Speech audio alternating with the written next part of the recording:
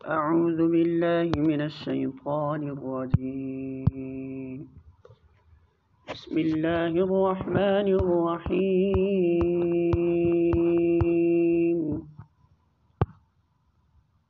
فإن لم تفعلوا فأذنوا بحرب من الله ورسوله وإن تبتم فلكم رؤوس أموالكم لا تظلمون ولا تظلمون.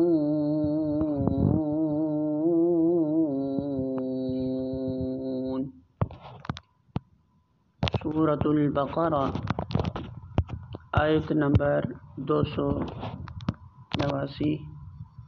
ترجمہ: لیکن اگر تم نے ایسا نہ کیا تو آگاہ ہو جاؤ کہ اللہ اور اس کے رسول صلی اللہ علیہ وسلم کی طرف سے تمہارے خلاف اعلان جنگ ہے. اب بھی توبہ کر لو اور سود چھوڑ دو تو اپنا اصل سرمایہ لینے کے تم حقدار ہو.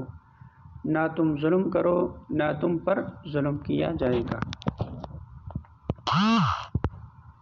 سورۃ البقرہ حاشیہ نمبر 323.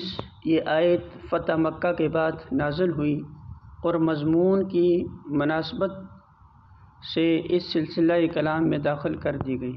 اس سے پہلے اگرچہ سود ایک ناپسندیدہ چیز سمجھا جاتا تھا مگر قانوناً اسے بند نہیں کیا گیا تھا. اس آیت کے نزول کے بعد اسلامی حکومت کے دائرے میں سودی کاروبار ایک فوجداری جرم بن گیا.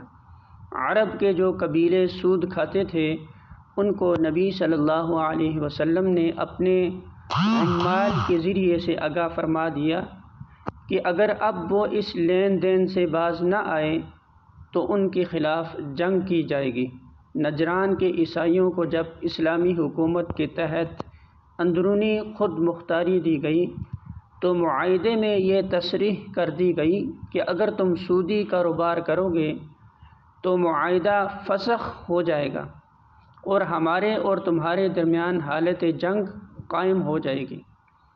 آیت کے آخری الفاظ کی بنا پر ابن عباس، حسن بصری، ابن سیرین، ربیع بن انس کی رائے یہ ہے کہ جو شخص دارالاسلام میں سود کھائے اسے توبہ پر مجبور کیا جائے اور اگر باز نہ آئے تو اسے قتل کر دیا جائے.